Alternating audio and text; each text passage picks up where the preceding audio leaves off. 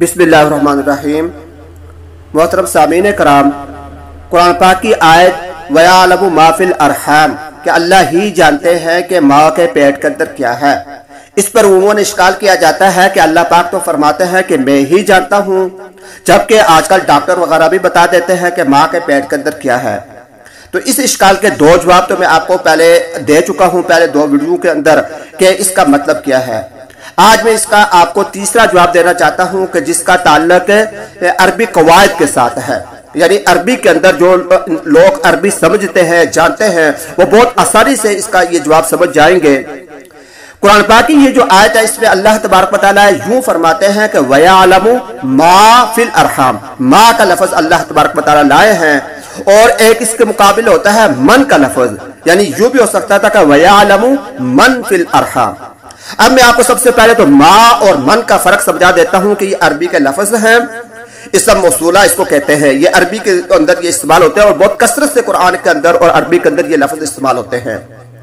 माँ का लफ्ज जो है वो गैर ज़वील उकूल के लिए इस्तेमाल होता है।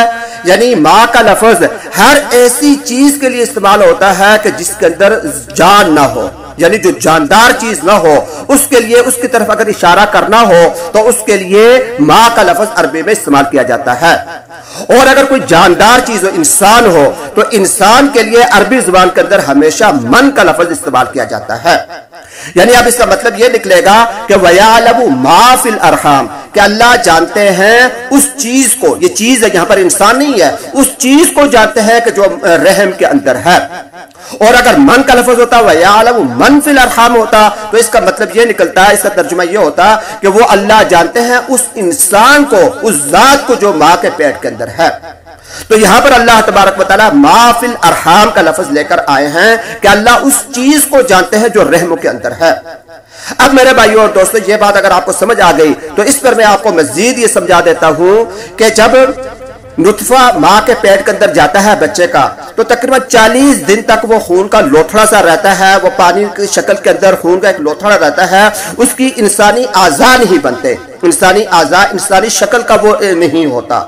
तो अल्लाह तबारक व तआला ने फरमाया जो कि मैं माँ के पेट के अंदर जो कुछ है उसको जानता हूँ, ये उस वक़्त की बात अल्लाह तबारक व तआला कर रहे हैं जब वो इंसानी आज़ा नहीं बनते, खून का लोथड़ा होता है। खून को लोथड़े को देकर भी, यानी उसको अल्लाह तबारक व तआला जानते हैं उसके मुताल्लिक ये बच्चा होगा या बच्ची होगी, ये अल्लाह पाक जानते हैं।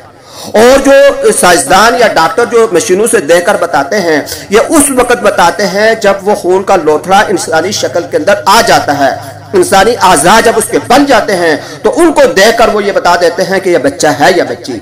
तो लिहाजा ये इश्काल इस आयत करीमा पर हो ही नहीं सकता कि जो कुछ अल्लाह जानते हैं वो डॉक्टर भी जानते हैं। अल्लाह उस वक्त भी उस बात को जानते हैं कि बच्चा है या बच्ची, जब कोई डॉक्टर भी इस बात को नहीं जान सकते। जब वो खून का लोथड़ा होता है उस वक्त भी अल्लाह को इल्म होता है, और डॉक्टर हजरात को ये उस वक्त इसका इल्म हो सकता है बच्चे या बच्ची होने का कि जब वो इंसानी शक्ल के अंदर बन जाता है।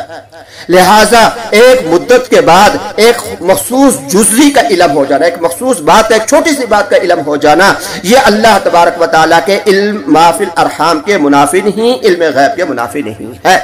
अल्लाह तबारक व तआला हर बात को क़ब्ल अज़ वक़्त जानते हैं, और हम जिन बातों का इल्म लगा सकते हैं वो किसी सहारे के जरिए और वक़्त गुजरने के बाद हम उसका इल्म हासिल कर सकते हैं। अल्लाह तबारक व तआला हम सबको दीन की समझ अता फरमाए।